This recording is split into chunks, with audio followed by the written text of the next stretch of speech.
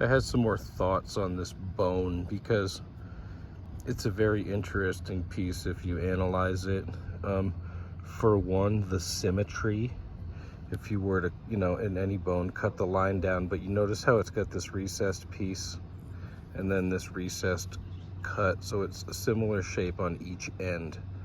And not only that, but as I was kind of analyzing that Expedition Bigfoot show the other day, the only legitimate part that I even saw was when some other guy with a leather hat and this ponytail was talking about certain pieces of evidence that were undeniable, and one of them was the certain type of break in a bone that would have to come from something being snapped.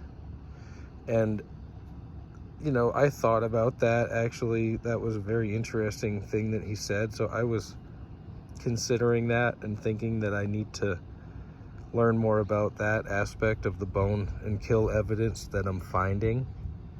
And it's possible that this is an example of that type of break. I don't know what the terminology was. I don't know if it was a radial break, a spiral break. It was just some word that he said that was a certain break that you don't see in nature, and it comes, he says, from the force applied, like bending the bone and then snap. And so I'm wondering if this is an example of that exact type of break. Like, is this not only a gift from the Sasquatch, but is it a gift in that it's trying to say, look, I did this, I created this, I snapped this like a wishbone, and here you are. Like, it's something to truly consider, because that looks odd. It's an interesting piece of bone.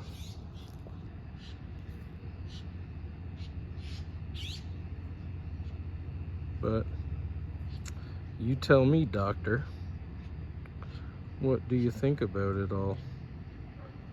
What kind of break is that? And how was it created?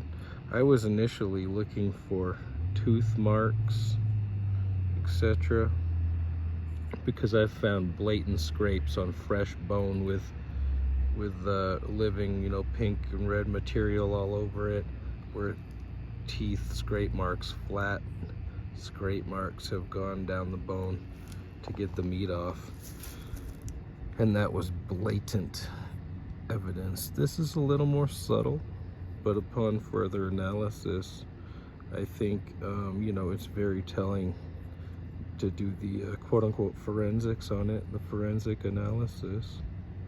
But like I said, tell me what you think.